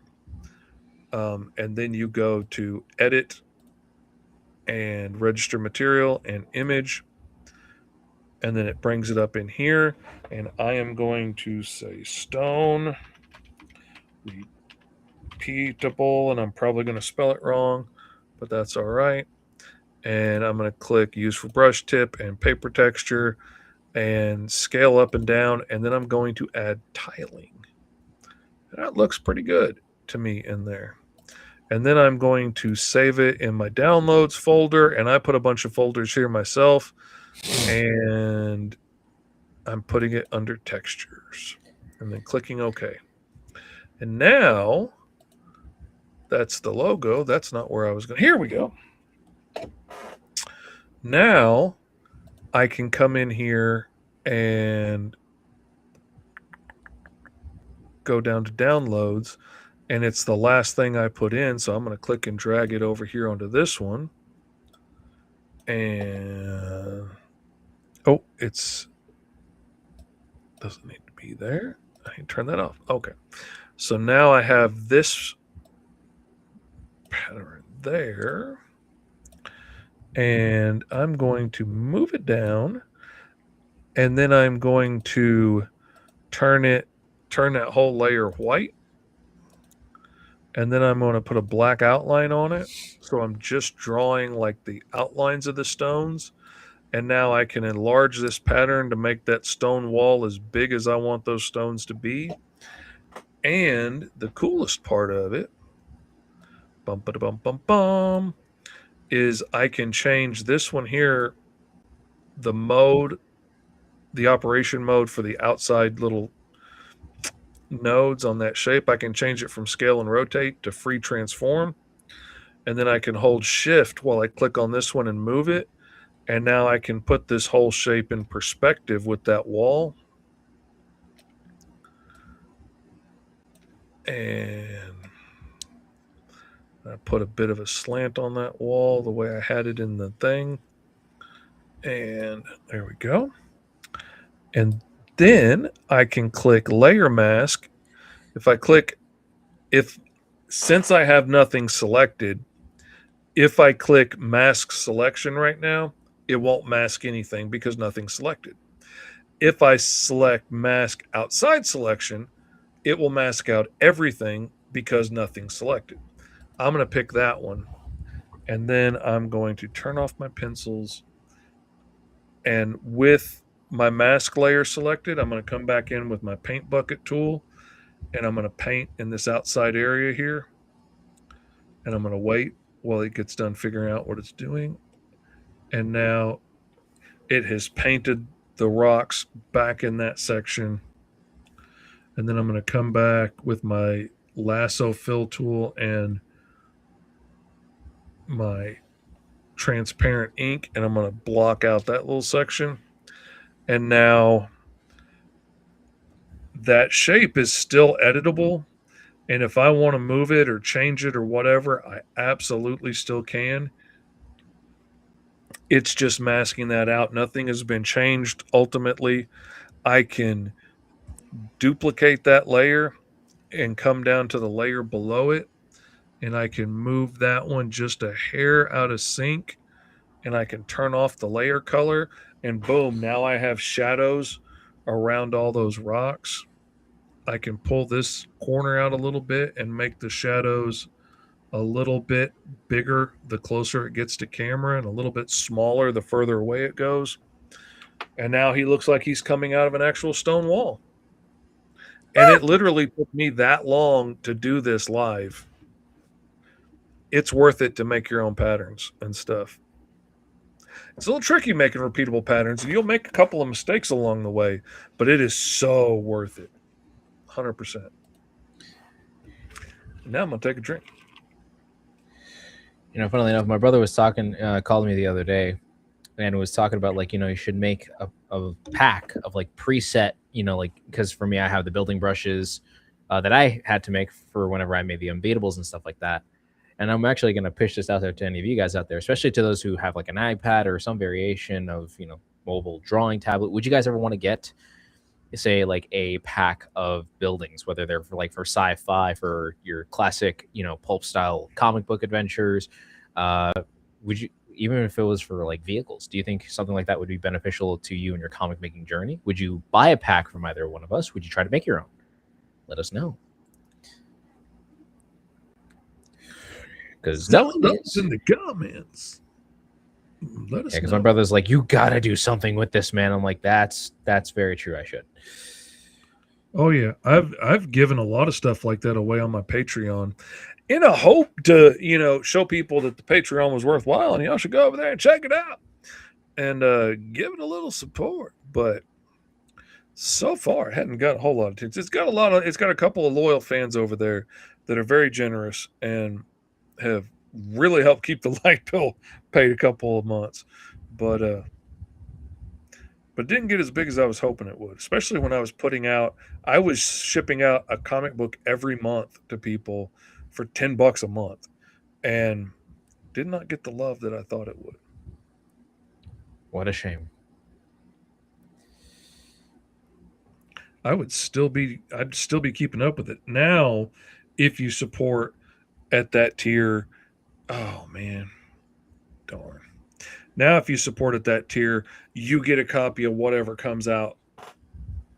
Whatever I put out, you get a copy of it, but it's not guaranteed to be every month anymore because I was killing myself to keep up with that schedule for for 15 people, I think, at the time.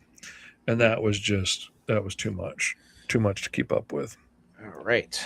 When in doubt, cooler it out. Where's it at? There it is. You know what? I like this color palette. We're going with this.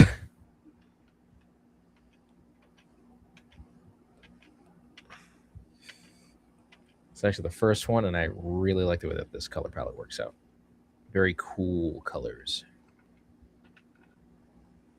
Which gives it the more ironic vibe that this character is, resistant to the cold. You could say that the cold never bothered him anyways. If you want a copyright strike, you could.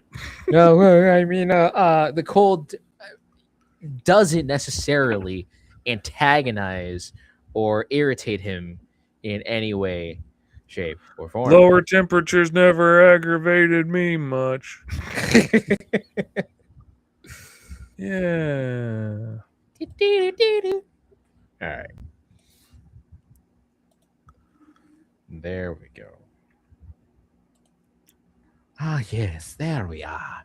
I have yes. been down the OBS rabbit hole lately and like seeing how we could play like Spotify on the stream but not get knocks against us on replays and whatnot. God, man, so much cool stuff out there that you can do. All right. And now I'm gonna put those in a folder. Then above that folder, I'm gonna put a layer, and I'm gonna clip that layer to the layer below. Layer? I barely know her. And then I'm gonna select this area.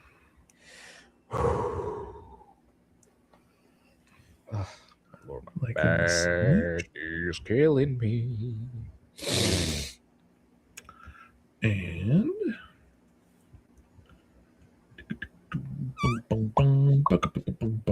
Alrighty. All right. See if any of these fish cross-hatching brooches are intact.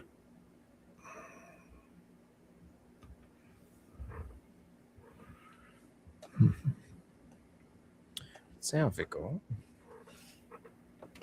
Or should I have actually kept that lighter color palette? Nope, not do that. I want to keep those there. Use the darker ones for interiors. Then we're going to use... What was I going to use? I was going to use this lighter... No, is it that lighter color? I'm not sure. I don't know anymore. You're tearing me apart, Lisa. What did I tell myself? That's what I tell myself. Self, I said. That's what I call myself. You're tearing me apart, Lisa.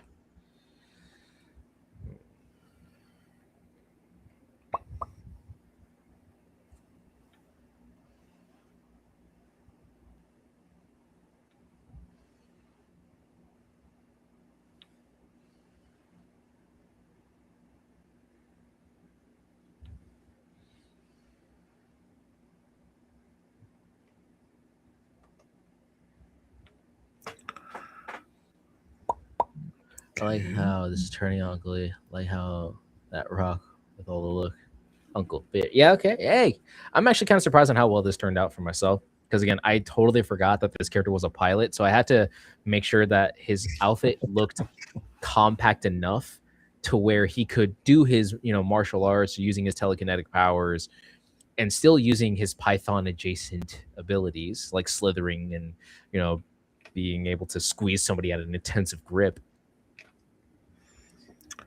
Create folder. And then we are going to make that. So I'm just really happy with the way that this turned out. Make that Make that a multiply. Then we're going to put another layer here. Then we're going to do the whole thing. You can say over here while I go over here.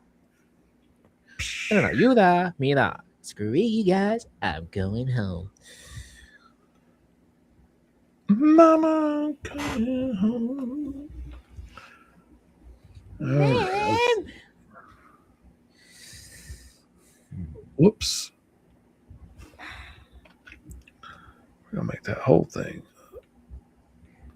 You know what we're going to do? We're just going to go ahead and duplicate that. Flatten it. Merge selected layers.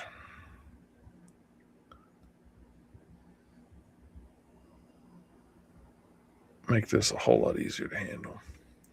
The Python Suplex, says Dragon Gaming. Bill says, tangent thought. Perhaps for the comic writing and bubble placement, Uncle Fish could do it as a non-live, so do it on time lapse and then do a comment over without distraction from the fans, says Bill. Yeah, I've been thinking I need to do that because I do be getting distracted talking with everybody. I do indeed.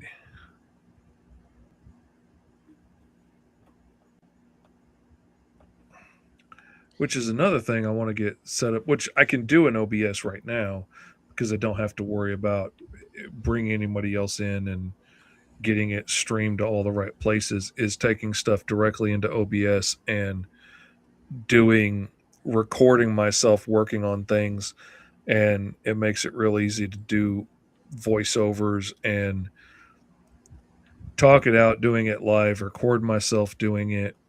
And like I've already added some things that will let me like zoom in on where my stylus is on the screen, so you can get a good look of where I am on the menus and stuff at the time.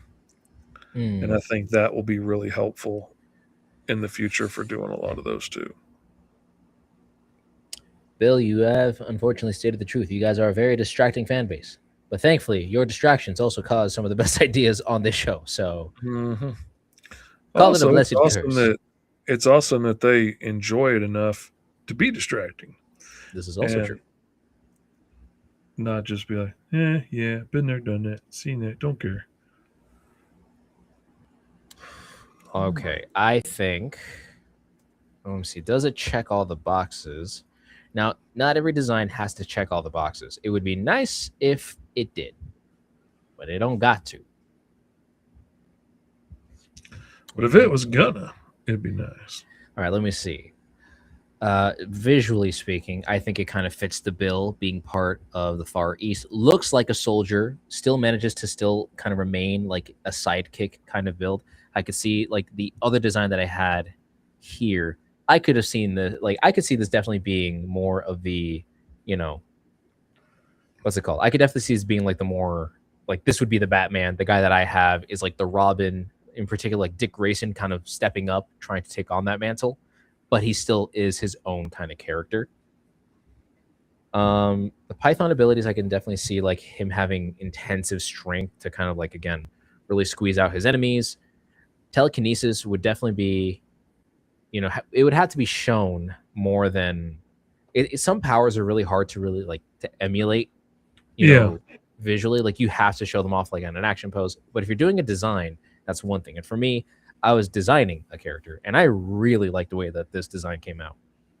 Because again, I also love the cool colors and I love how they just kind of worked so well with the fact that he's non-resistant to the cold. So that kind of plays a little bit into that. Plus being up in the air and the higher atmospheres probably would lead to a lot of like cold hitting you. And I can Mhm. imagine the way that he would pilot his dragon like, snake mobile, if you will.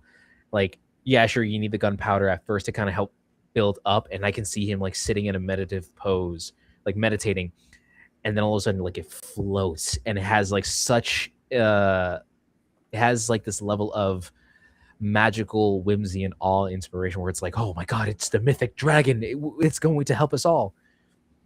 And then maybe it turns out this sidekick was the reason as to why that, like, maybe telekinesis was part of being with this Batman adjacent figure.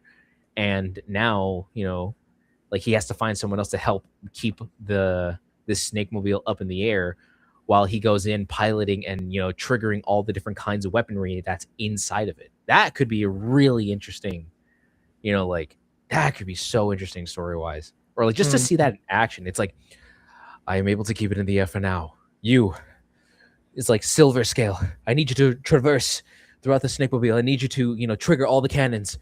This might be the one shot we have to take over. Like that. Oh, I can see how that could work out so well. What other name if he what about for a name? What if he had his usual name, but his hero name is his title? His enemies give him the cold-blooded Python. Ooh, cold-blooded Python. That's a good one. That's a good one. I think that'll be the name of like. I think that could be the name for Dragon Gaming. I love that name. That should be the name of his traversing like snake mobile. Essentially, it's the cold-blooded Python. And then some people misinterpret it as a dragon. So it could be like, again, those misinterpretations that history has. Love that idea. That could be cool. Oh, yeah. Now the logo, should that be... Oh, wait. Let me do this.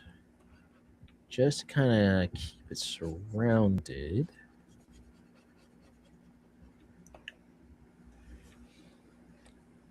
And then we're just going to do...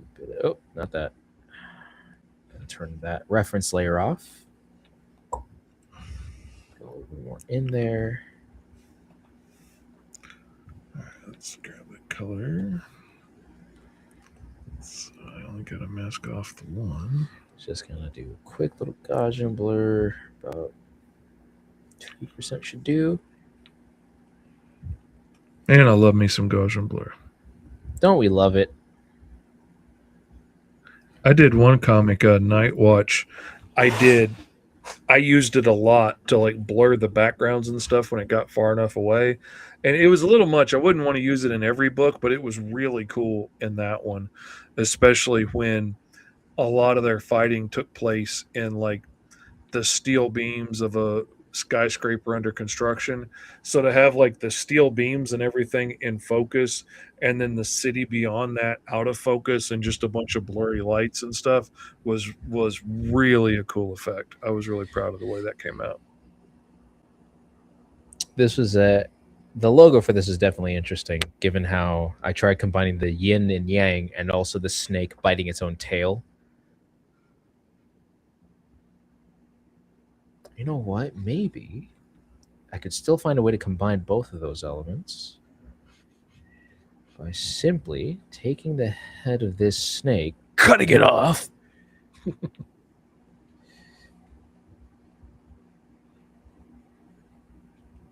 Karen wasn't the one that got us banned after all. It was me. Esteban. It was me, your weird Uncle Lee, this whole time. I will be there, banning you everywhere in the Shadow Realms. My mouth for sure. But no. It was innocent little E all the time.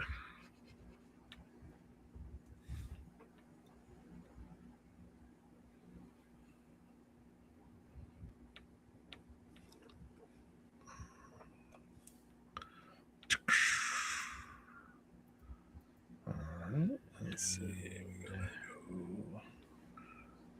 There we go. Okay, that I think is as That you think that is as good as I'm going to get, combining both of these elements to creating a very unique logo.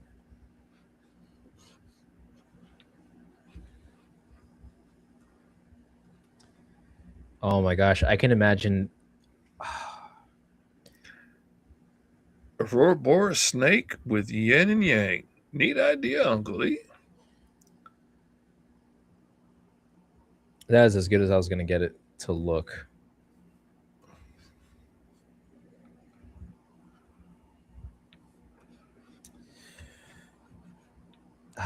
Really trying to figure out a name for this guy because I do like Cold-Blooded Python, but that's more of a, and I do like the fact that it's a title. And funnily enough, I came across this one Japanese like tourist guide, if you will, talking about like why in anime and like in Super Sentai shows they always tend to like exaggerate and tell like the magical transformations, like time to transform, do this, do that. It's Red Ranger, Blue Ranger, Green Ranger, whatever. It's because back in feudal Japan,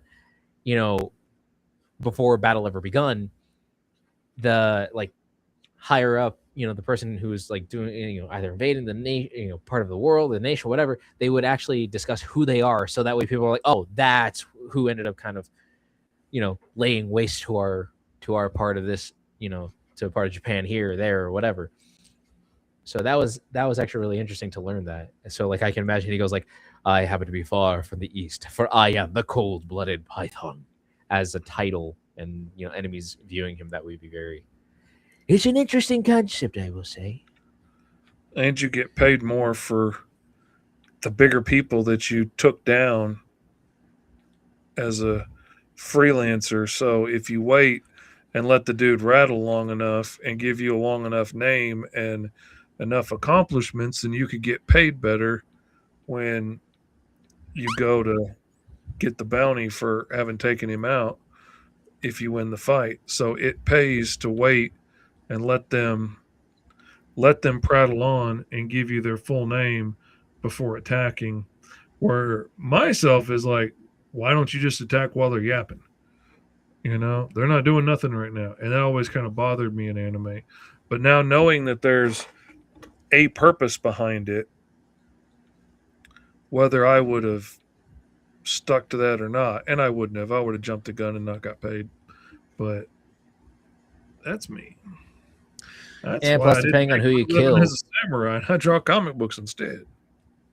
but imagine that like a funny comedy series where you follow like a supposed bounty hunter, like this wannabe bounty hunter, and he's like, oh, okay, I can't wait to get my first kill, and he actually kills some of the best like high targeted like people throughout the land, but they have to finish their title, and if you let them finish the title, you get a higher bounty.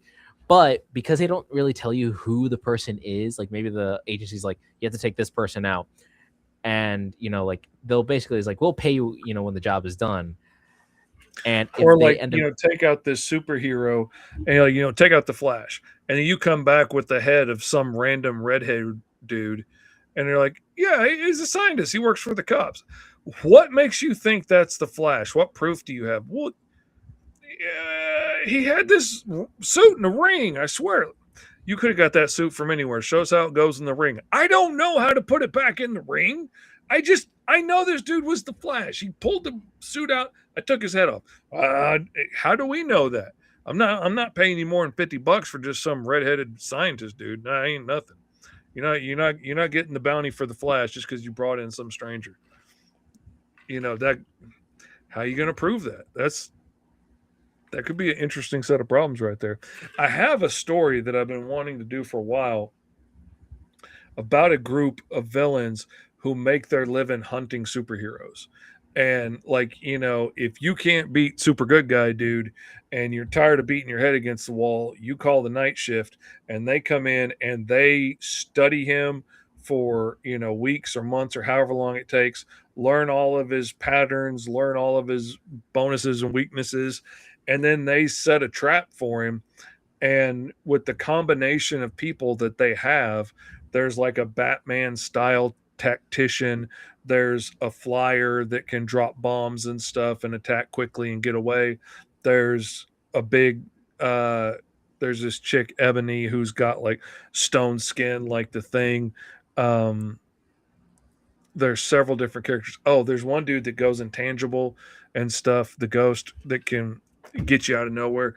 Like when you bring this combination of bad guys in working together to make a profit and letting, letting Dr. Midnight do his studying and stuff ahead of time and plan this all out and set the trap, it's really hard to overcome all that.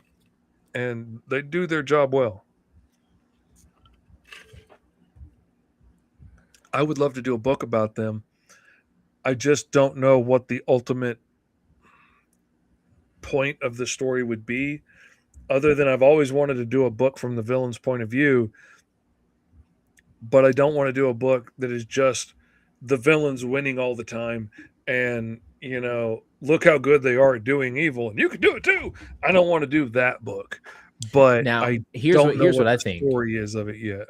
Here's what I think you could do with that to give it a unique spin. What if they end up killing this world's rendition of like Superman? Like flat out, someone hot like this, the world's Lex Luthor's like, I need you to take him out. I have tried time and time again to taking out this alien. I have his weakness. I know what could kill him. I need to just have him dead.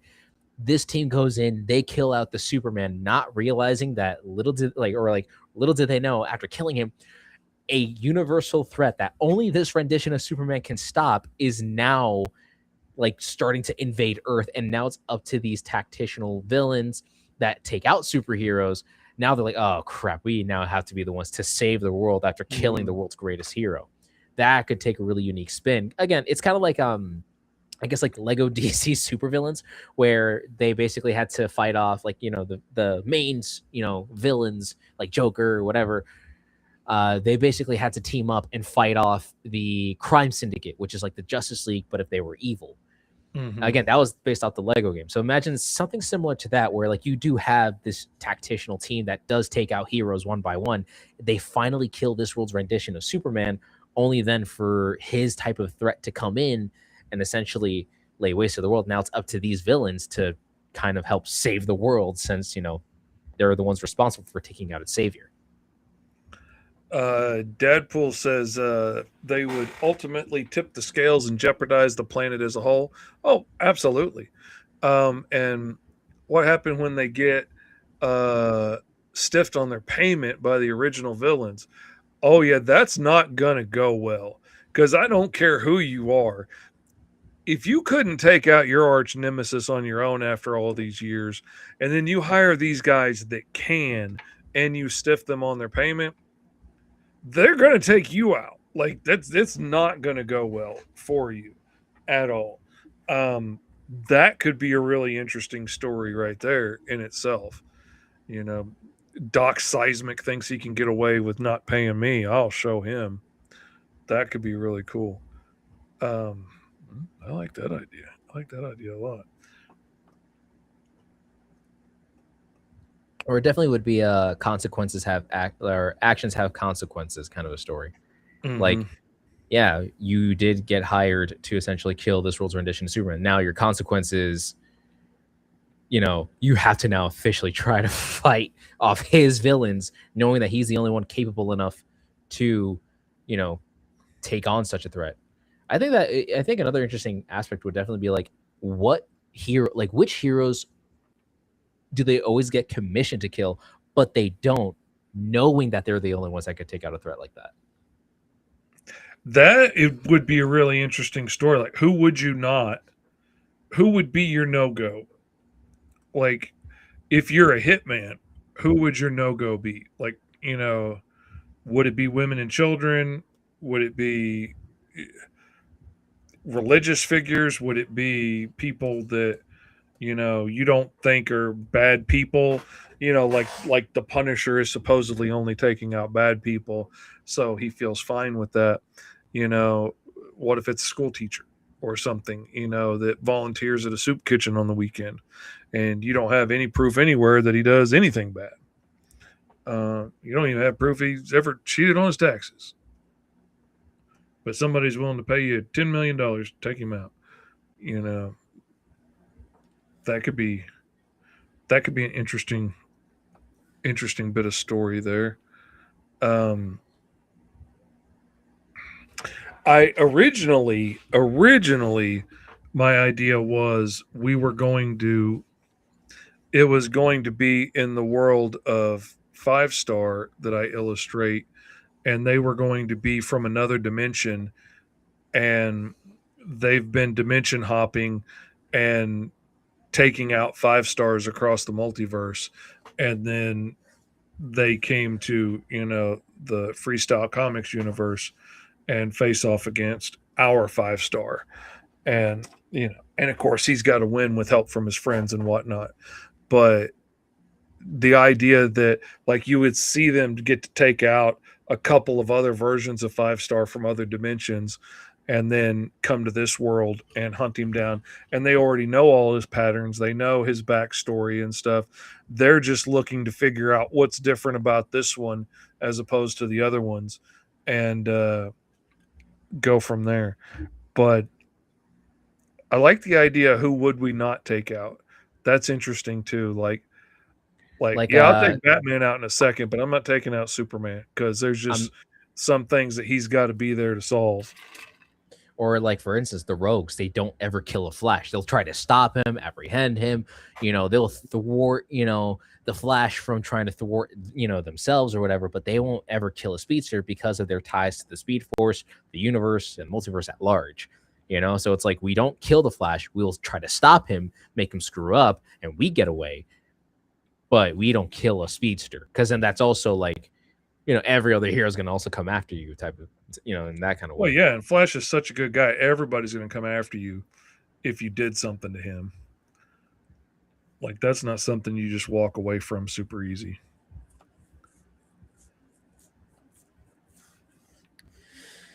There we go. We officially. And I kind of like the idea of, that would be a cool story too. If like they take out Superman, let's say, and then all the villains and stuff start coming after them, not just the I wanted to be the one to take him out, but a whole lot of people are like, dude, do you know how awesome a dude he is? Do you know how many times he saved my life when he didn't have to, when one of my world ending bombs went wrong or something and I was about to die? Like, he's always saved my life too. He took care of my kids when I got cancer from kryptonite poisoning. Like, he's a good dude. And just all the people that would come after you for doing your job, oh man, that would be awesome. Let's see. Or they get hired to kill one of their own after a past operation goes wrong. Ooh, see, Mr. Midnight, the dude that leads the team, he would 100% do that. 100%. And he would 100% like hire everybody on the team and set the trap up so that like you die, you get taken out in the process, and then he goes and collects the money and pays everybody, and then tells everybody that, oh yeah, the whole job was to take Onyx out because she crossed the wrong person. How could you do that to your own team? I'll do it to you too. Don't cross the wrong people. Don't get a bounty on your head like that. He would do that in a heartbeat. That would be a real interesting one. Like, if it was, here's what I would do with the story like that. If I had to take that concept, I would say the first, like, say if you had to make it in 3 parts, the first part would definitely be the villains actually doing their job, and you see how well they do their job. And like, say for instance, they take out a hero that can regenerate, do this, that, whatever, like a really hard hitting kind of hero, and they knock him dead, out cold. That's it, right? That's the first one. You kind of think, that's like the setup. You show off these characters, their abilities, and how they manage to take out a superhero. Then by the end of that first part, it then segues to the second part of the story, which is the person that they have to take out.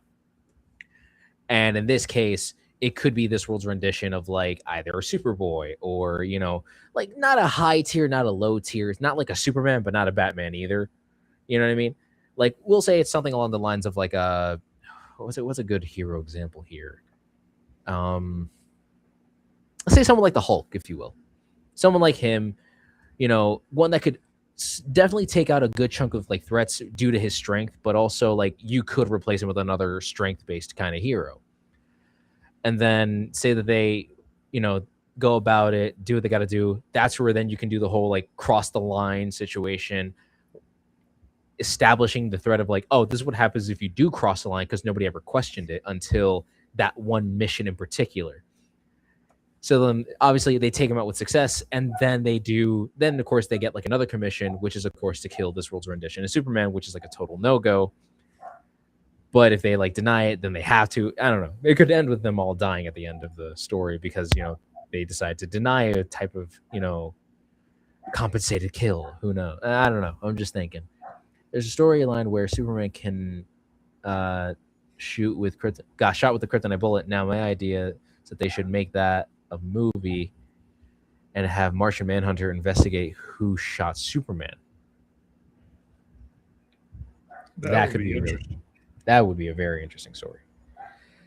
All right, I think I'm good with where I'm at. I just don't want to. I feel like I should keep expanding on this or find different ways to color it out. But I think this is as good as I'm going to get.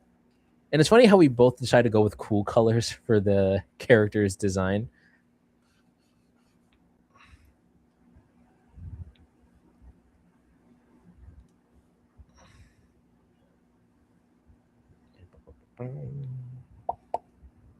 I think I need to do something different here.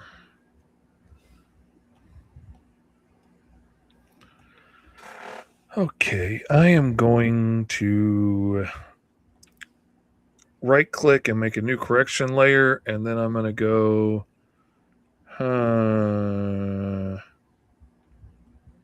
hue, saturation, luminosity, and I'm going to mess with the hue a little bit and see if I can get it to a green maybe. Oh no, this is actually cool. Because I decided to invert the colors to see how it would look, and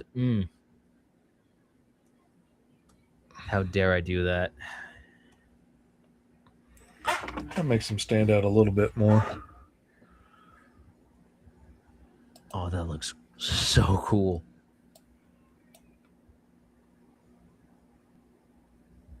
I don't know what his name would be. It'd have to be, like Frost Shadow or something. I don't know. But he's like ice shadow mixed. He can go in and out of shadows and travel between them and hide in them, and has ice powers. What about Icy Fade or Frost Fade? Ooh, Frost Fade. Oh, Frost Fade. That's a good. Okay, I'm gonna add that. I'm gonna put that on there. Because I don't know why, I don't know why fades. The term fade, I always find it funny, especially like depending on who you're talking to. Is like run my fade, where they're just kind of like two dudes brawling it out. That's what that's what some people hear it as. But when I think fade, it's like fading into, or that is a good one. It's the frostiness of it. Anyways, gotta call it a night. So stay awesome, stay weird, and keep life to the easiest. Yes, Bill, you go do that. Thank you so much for joining. Yeah, it's time to do the same, I believe. Yeah, because we have reached basically the 2-hour mark over here.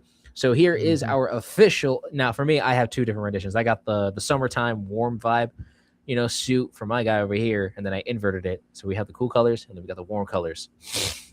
So I think he kind of like Batman. He would always have different suits for different occasions. Oh yeah.